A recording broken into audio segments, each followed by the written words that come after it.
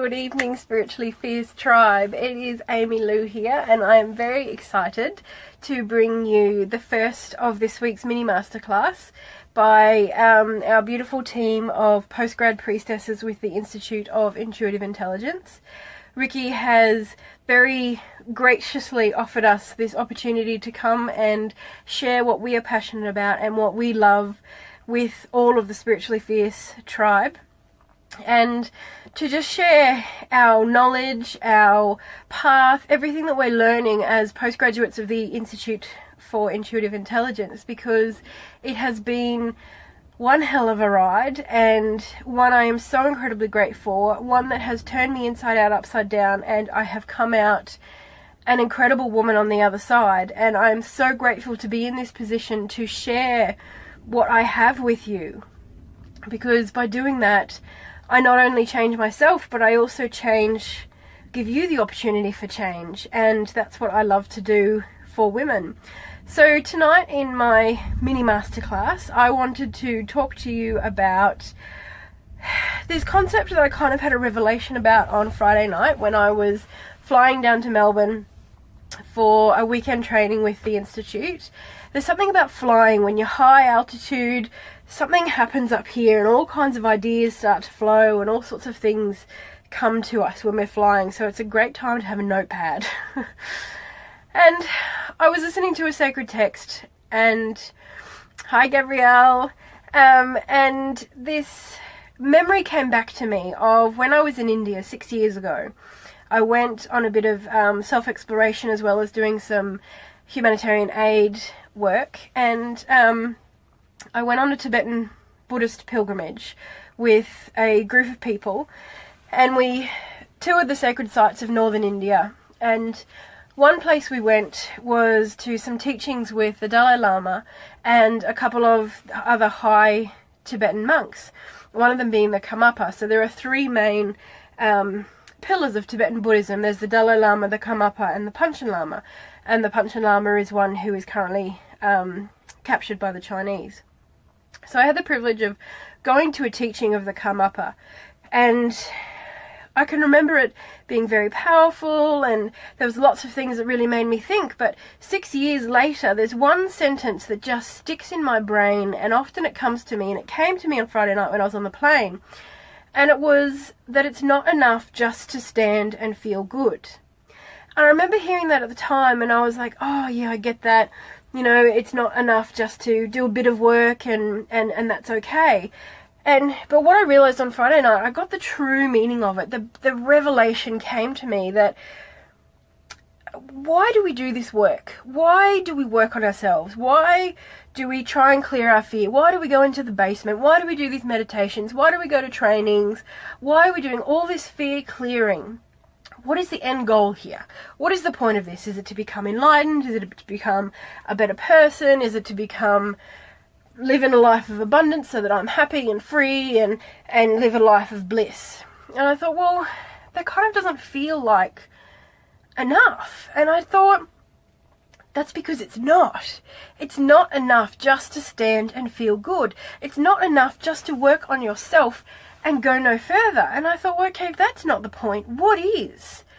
And then I realised it's not enough just to stand and feel good, because the whole point of all of this work that we're doing on ourselves is to increase our power to serve. The whole point I'm working on myself is to serve you. And the whole point you are working on yourself is to serve every single soul who is here in Earth School with us. And I know that we know that, but it just set in stone for me on Friday night, and I just went, oh my God, that's why I'm working on myself. That's why I'm becoming this courageous woman who is facing the taboos of our society day in, day out, tirelessly, endlessly, because I'm doing it for every single person who is here in this existence with us, because we know that there is something bigger. We are all one. We are all part of this incredible infinite existence. And there's a number of us, 7 billion of us to be precise, who are here in Earth School, maybe wandering around with our eyes closed, completely blindfolded, oblivious to what's happening. But there's also a number of us who are working on ourselves, working on our awakening, working on our spiritual existence. And it's not that every single one of us needs to do that work, but we know that enough of us need to do it to get to a tipping point. And it's like the scales. If you know, enough of us are doing the work, it'll be enough to tip the seesaw so that the entire existence of existence as we know it is changed. And that is when we all realize our true existence, the true nature of Mother Gaia. You know, I know that she is a living soul. She's not just a planet. She's not just an earth. She has a soul, and she has taken the form of earth for her own evolution. For her own evolution as a soul, as a being, as her role in the infinite. And part of that is to hold space for us in Earth School so that we can to clear our shit and work towards this tipping point.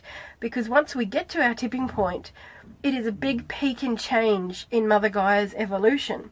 And that is what will tip our existence to really alter and to change. So that's when I realized, I know it's not enough to stand and feel good, but now I know why. It is to increase my power to serve, because everything I do is to serve those around me. Every fear I clear, every workshop I do, every training I attend, every one-on-one session I do, every program I run for women is to serve. And, you know, I've thought about this concept of needing to put ourselves first, and I've seen a few things,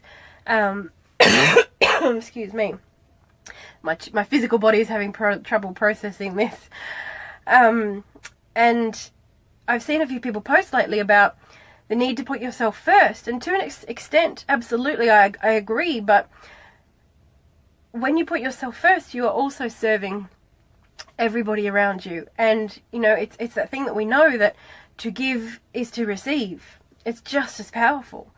So I just wanted to share with you this incredible revelation that I had, is that it is not enough to stand and just feel good. There's so much more out there for you. There is so much more to do. There is so much more for you to serve, for yourself and for everybody else around you. So that's what I wanted to share with you tonight. And I will be back next Wednesday to share another mini masterclass with you. I also have a free webinar coming up on the 25th of February. I'll pop the link to that in the comments of this video as well, and I would love to have you come along to that to hear more of me talk about my passion in the Temple of She and what that's about. But until then, thank you so much, beautiful people, for listening and allowing me to share this space with you. And I really encourage you to contemplate what it means to you, that it's not enough just to stand and feel good. Thank you, beautifuls. Bye-bye.